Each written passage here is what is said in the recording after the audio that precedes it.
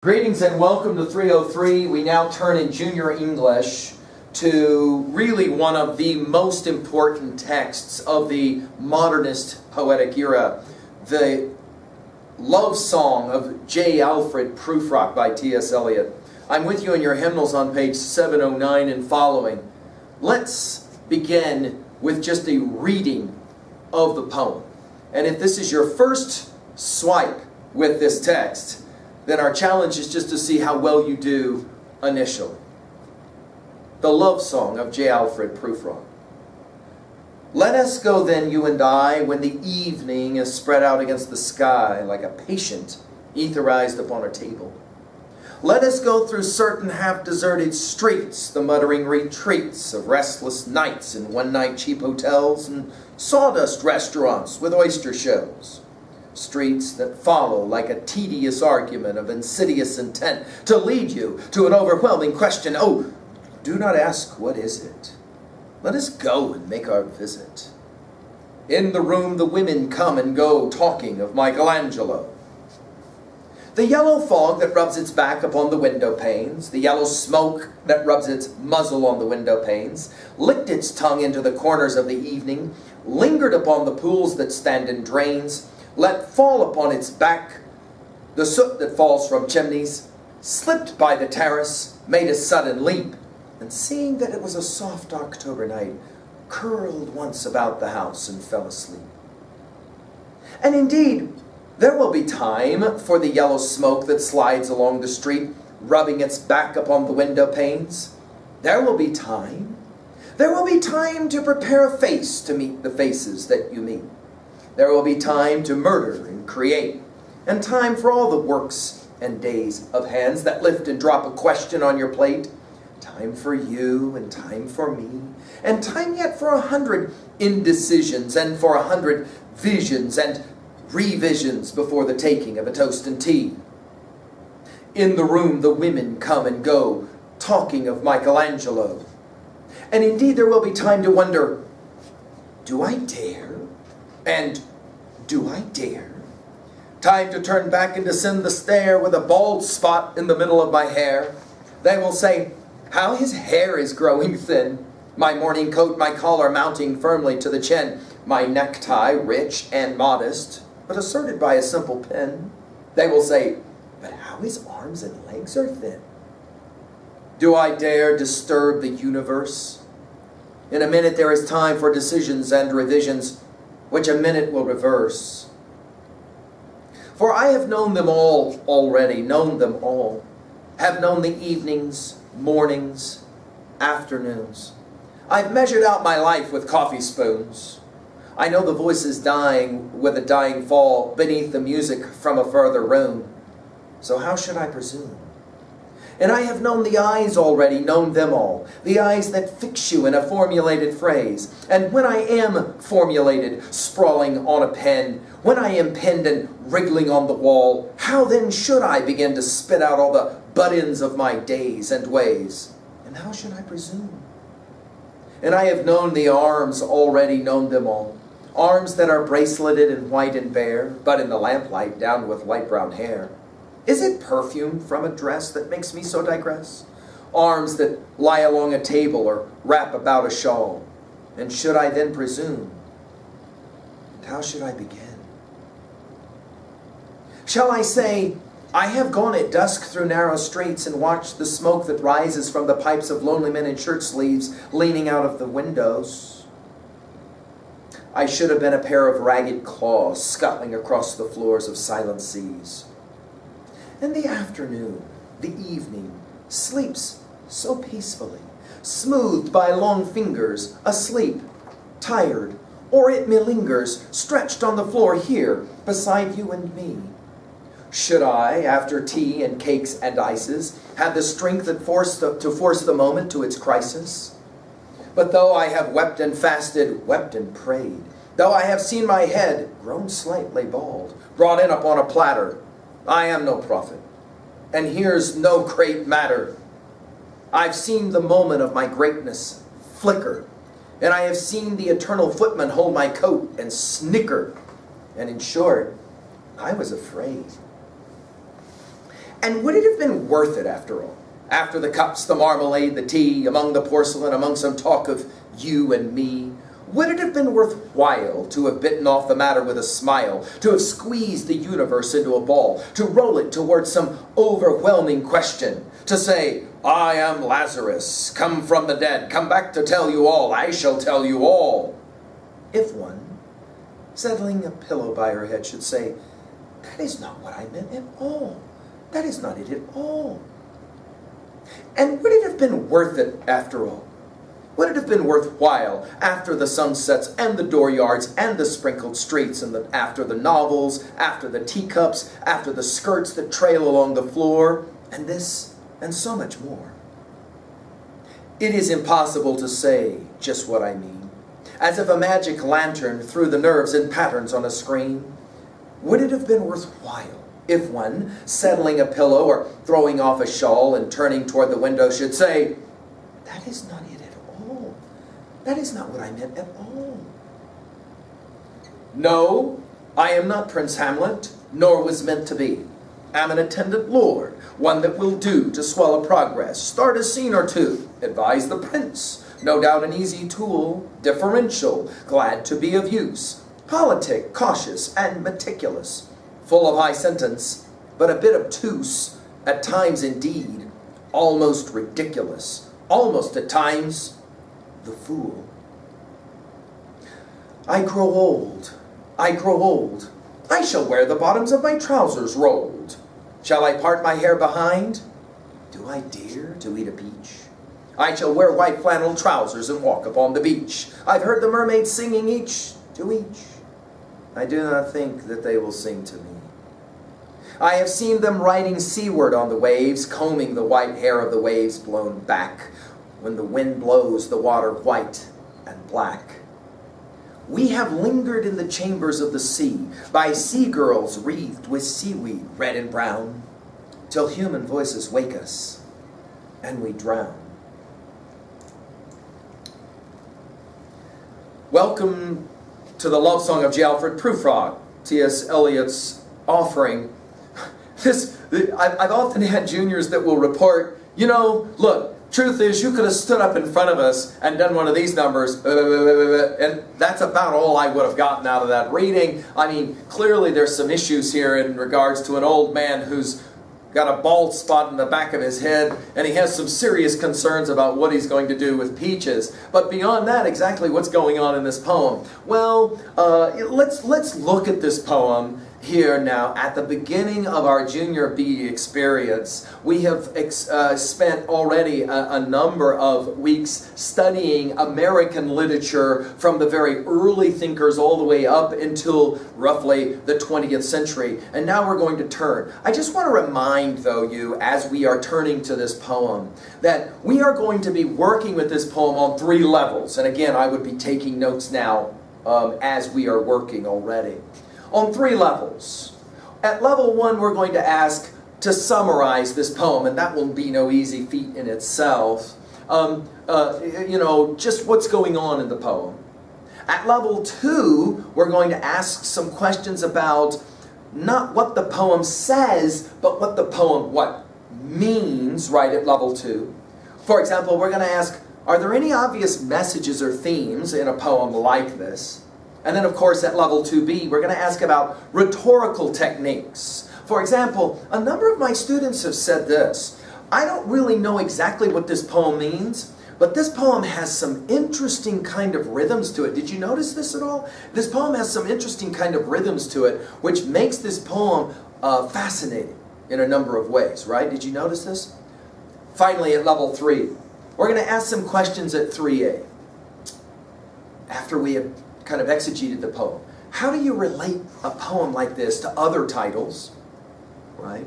We're going to talk about the way that T.S. Eliot wrote this poem, assuming that you would know certain things. For example, if you don't know the play Hamlet, then you got a problem reading this poem. By the way, let me explain this is a problem right now, because if you are a junior studying this poem, that means that most likely you have not yet studied Shakespeare's play Hamlet, which you will see when you are a senior, right? And if you don't know the play Hamlet, you're going to struggle a little bit with this poem. For example, if you don't know the classic epic poem, The Divine Comedy by Dante, you're going to struggle a little bit with this poem. And any number of other kind of references at level 3A will make these observations. And then finally, we'll try to relate to this title in some way.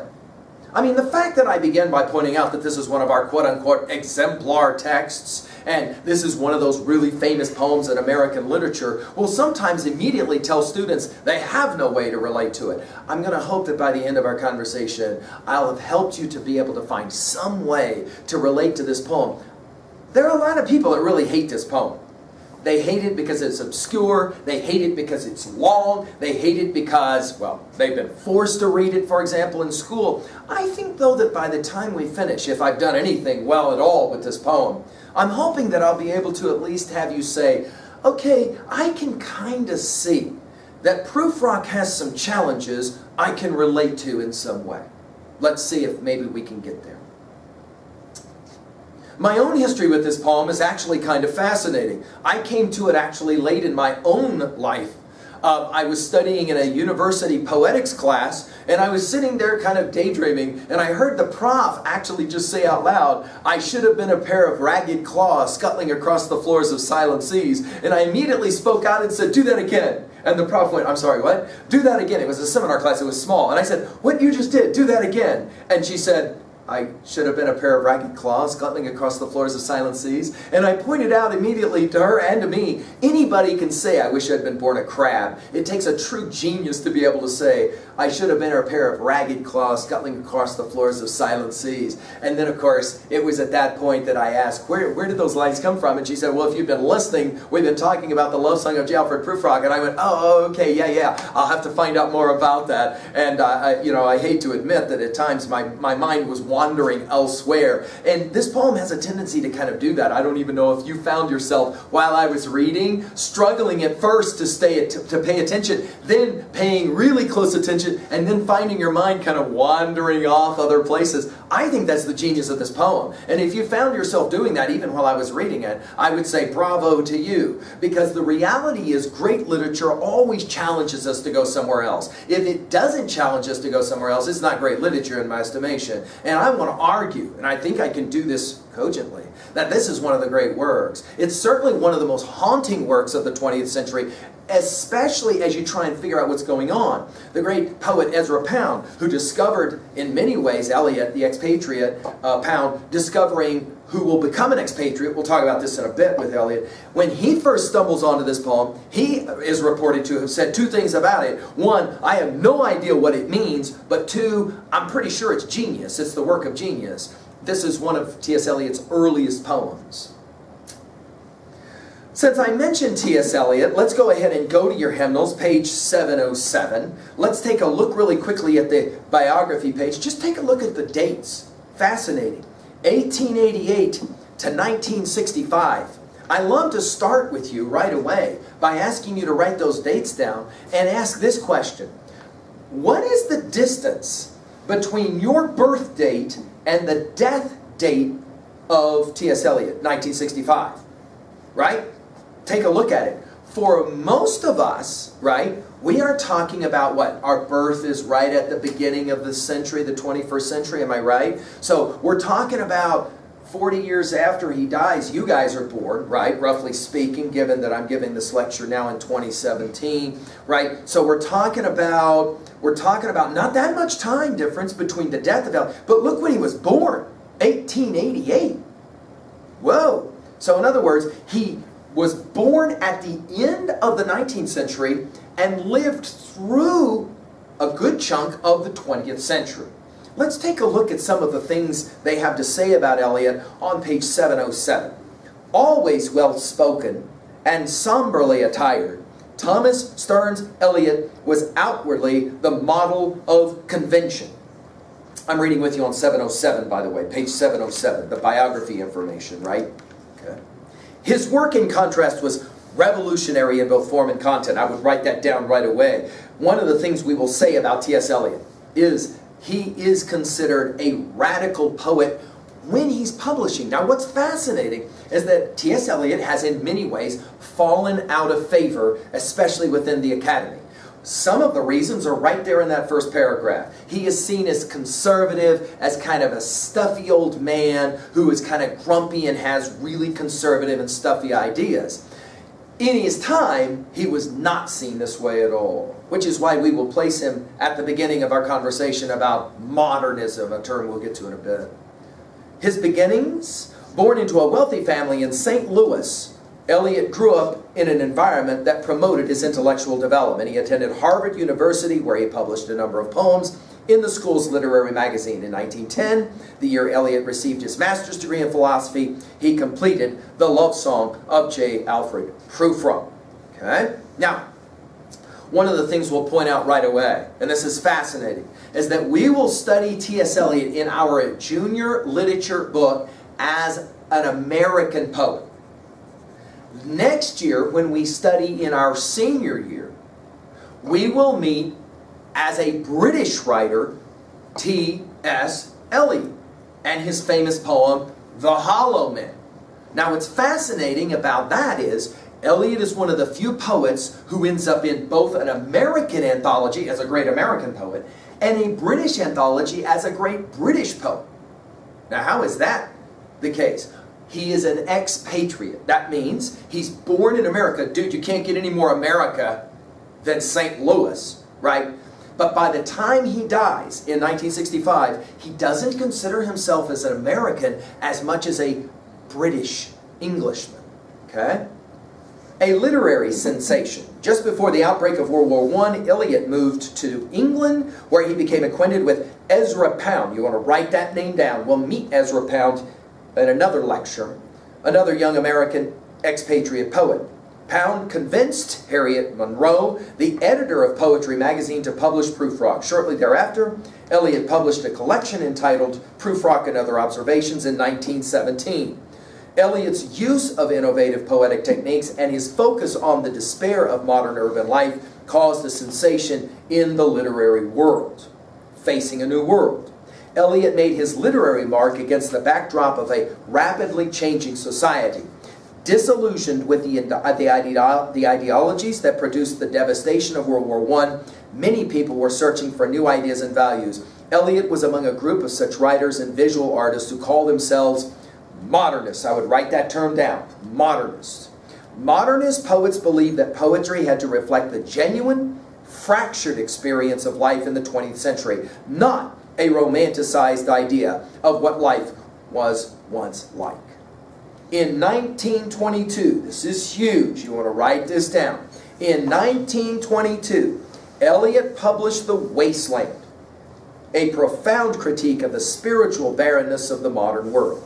Filled with allusions, classical references to classical and world literature, and to Eastern culture and religion, it was widely read and greatly affected writers and critics. Many have argued, put it in your notes, many have argued that T.S. Eliot's Wasteland, 1922, was the greatest poem of the 20th century. Ironically, many have argued that the greatest novel of the 20th century, James Joyce's novel named Ulysses, also published in 1922. That's a fascinating year, right?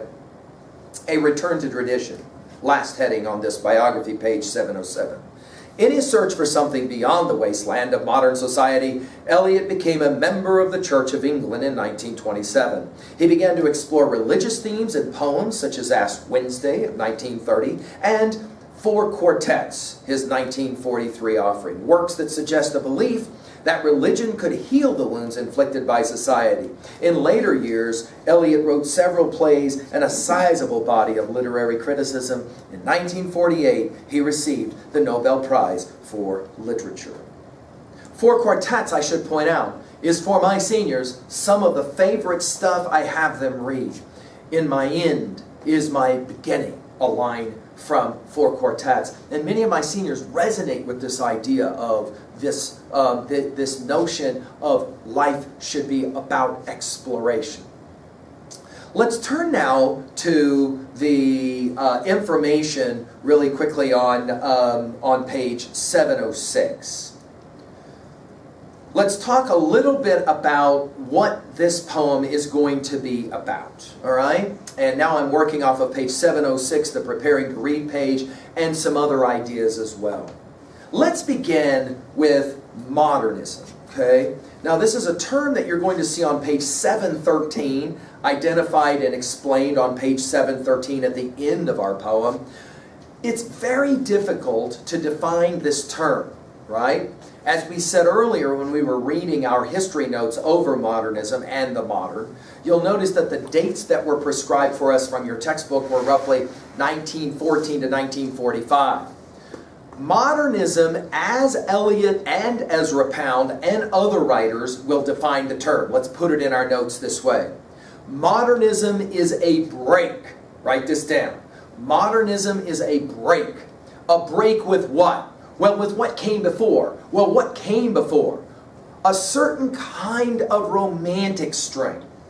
Okay? A romanticism that idealized in many ways the wonders of nature and the majesty of the human. Okay? Now, in some ways, I like to talk about this break in literary terms that will make sense to us as we've been studying American literature. When you pick up Longfellow's Psalm of Life, tell me not in mournful numbers, life is but an empty dream, for the soul is dead that slumbers, and things are not what they seem. Na na na na na. Already, Longfellow is kind of the classic example of certain kinds of intentional and predictive poetics. Walt Whitman will come along just a few years later, right? 1892 is the deathbed edition, remember, of Leaves of Grass, as we've mentioned already in earlier lectures. And Whitman will push the door open on the beginnings of modern poetic attempts. A break away from what? From the traditional, from the expected, from the way things are supposed to be. So, for example, Whitman will take his lines in Leaves of Grass and run them all the way across the page, and it doesn't even look like poetry when he first publishes the